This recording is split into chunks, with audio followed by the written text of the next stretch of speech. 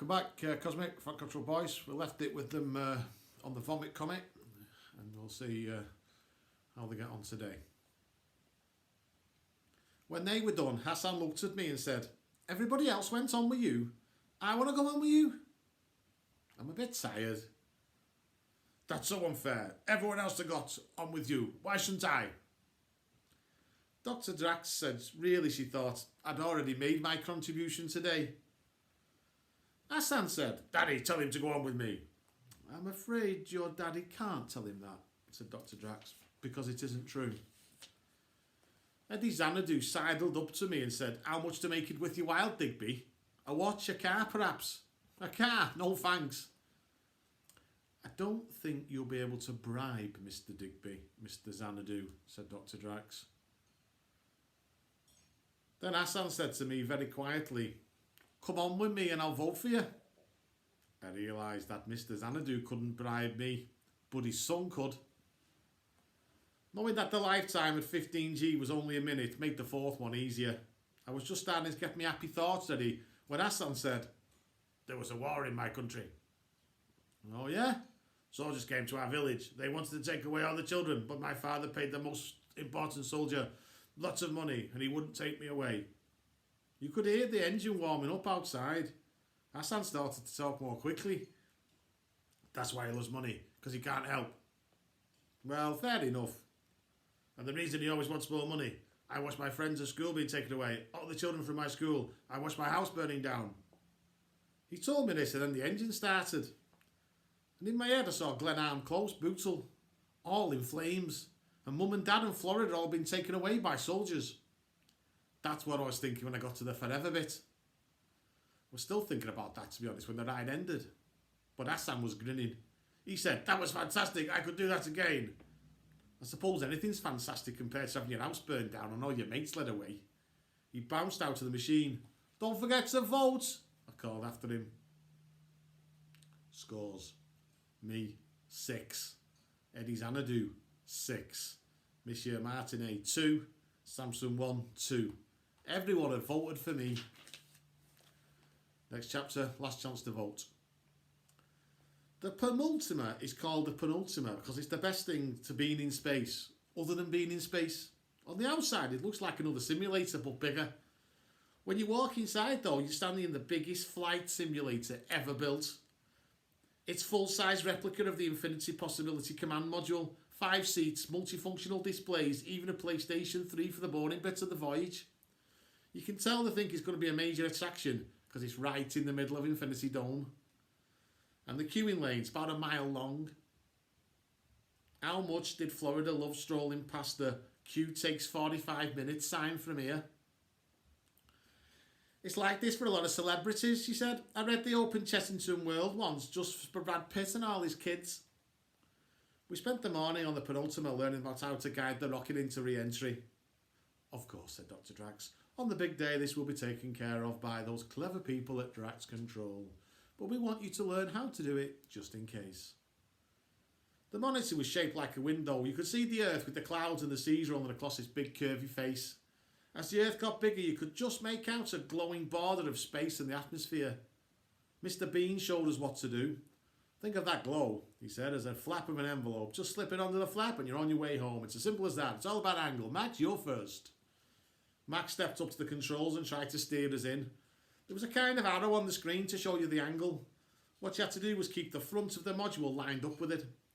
Max would have probably been alright if his dad hadn't been standing over him going, "Steady, Max, steady, steady, steady," all over again. The more he said it, the less steady Max got. Until suddenly, just as the glow was getting clearer, everything changed. The Earth spun round, the continents and the oceans whirled into each other. Then the entire planet completely vanished and everything was black. "Now, you see what's happened here," said Dr. Drax, "is that Max just didn't get the angle quite right." "I told you to watch the angle," snarled his dad. "Why did you watch the angle?"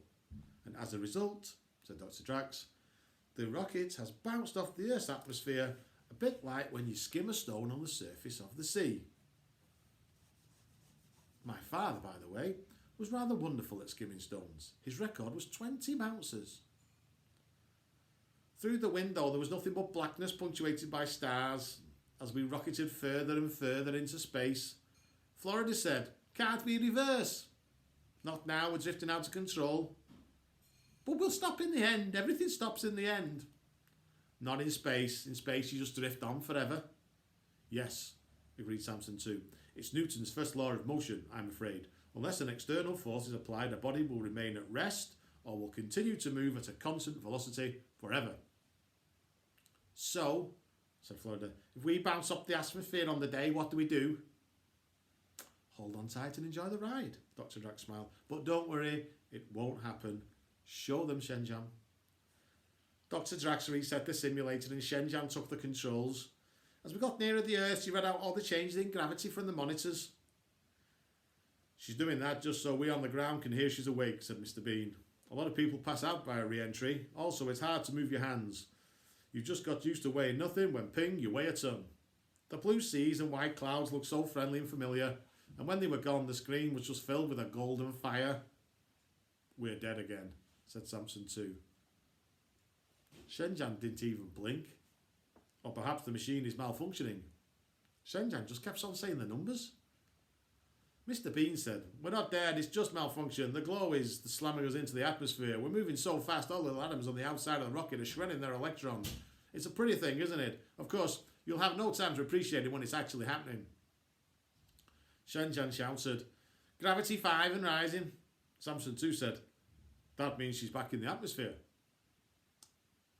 "On your way home, Skylark," smiled Mr. Bean. "Mother Earth is holding your hand, just don't let her drop you." And the golden globe flew away like wrapping paper, leaving the blue Earth looking like a new present. All of the children had a go at re-entry proceeding. It made my fingers just itch watching them. Because the fact is, Penultima, the world's most accurate rocket simulator, is just like a big version of Orbiter 4, a game which I'm a consistent high scorer. Even the control panels are the same. Re-entry is a task you have to get to past level 7 on Orbiter 4. I was twitching to play, but the other dads didn't seem to be paying much attention at all.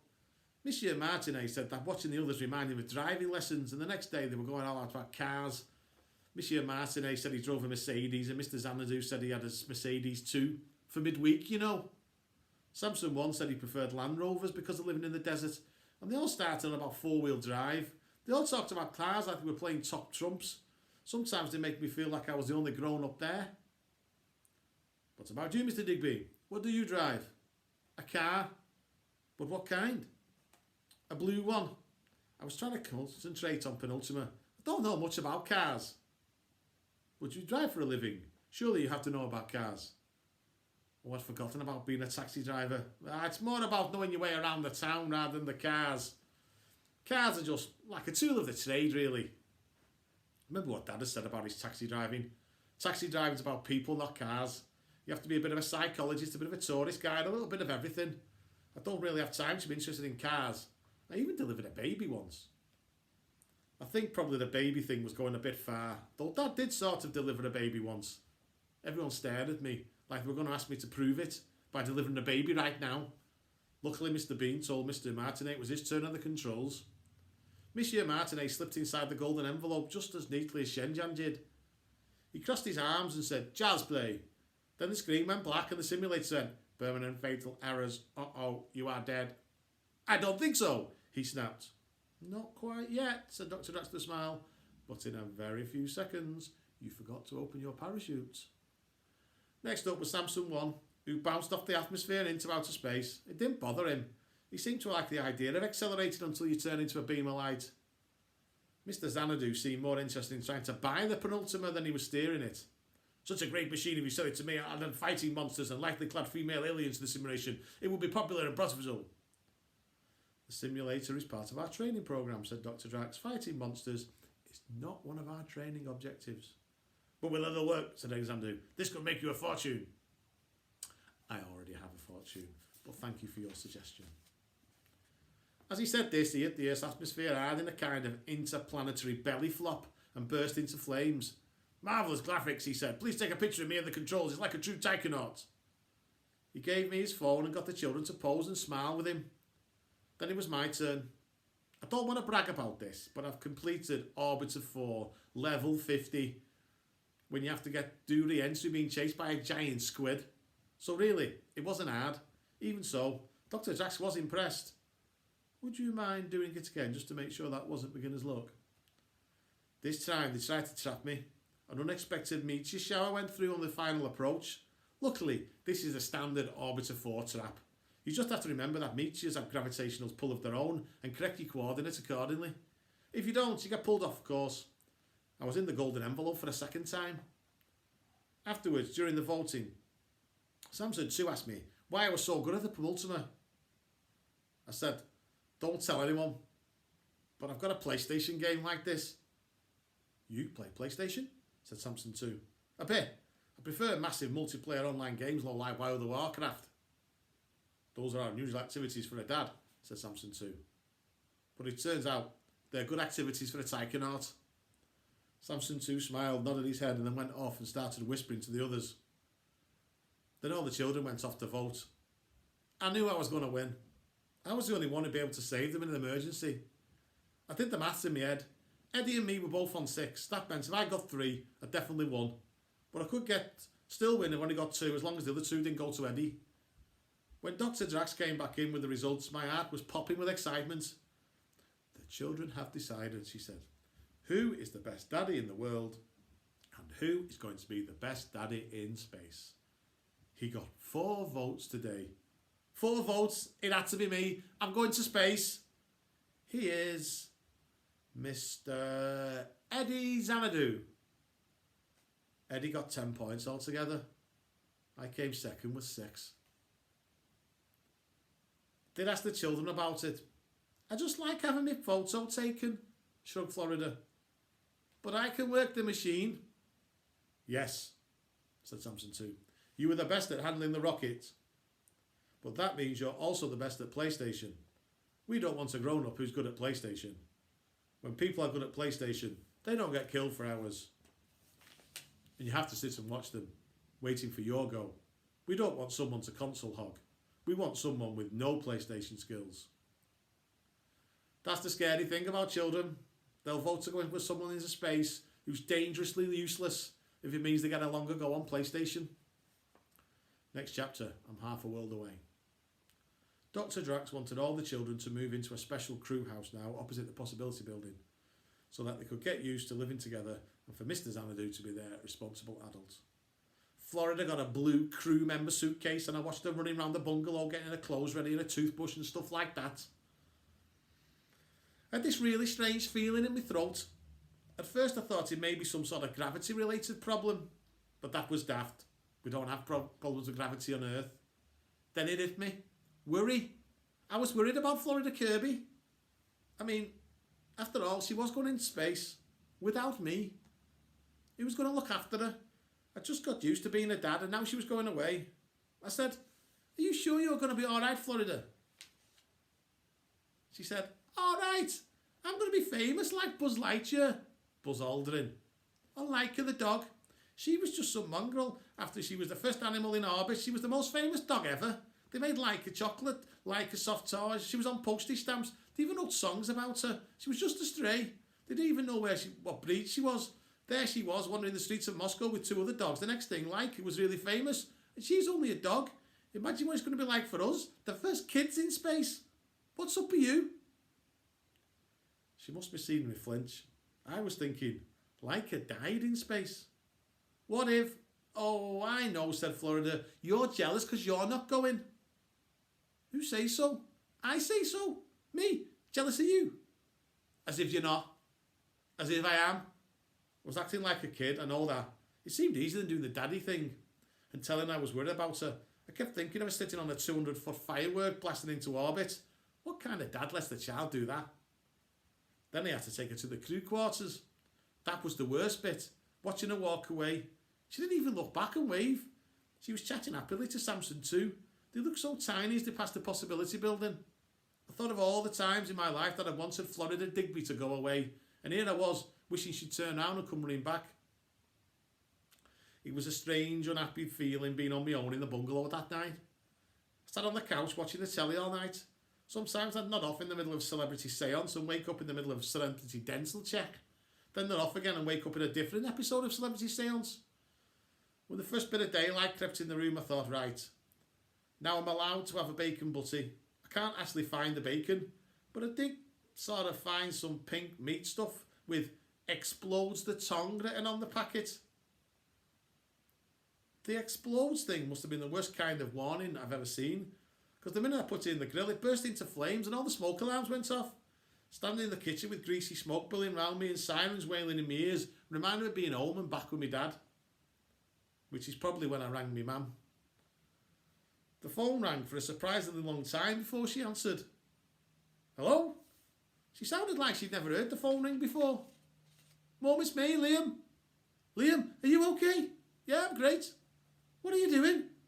I looked at the timetable for day 6 of the Lakeland Activity Centre and said, pond dipping. We went pond dipping and I caught, I lost my place, a water boatman. That's a big beetle which has a steep decline in population recently. What else? I climbed on a new 50-foot climbing wall and came down on the ever-popular but safety aerial runway. That's great, Liam, but weren't you frightened? Doesn't it give you nightmares? No? And you eating okay? Yeah, food's alright. It's cooked here on the premises. We have to clean up afterwards. It's like team building. And you sure you're okay? Yeah, great. Really, really sure? What do you keep asking me if I'm okay for? Because you've just rung me up. I can't ring you. Can I ring you up? Liam, the middle of the night. Oh was the best I could come up with, and I put the phone down. I completely forgotten about time difference. That's when it hit me. I was half a world away. Compared to where Florida was going though, I was just around the corner. I felt really lonely that night. It must have been the only time I've been in the house on my own at night. And now look, I felt bad in my house on my own in the house. Now I'm on my own in the universe. Cheers, thanks.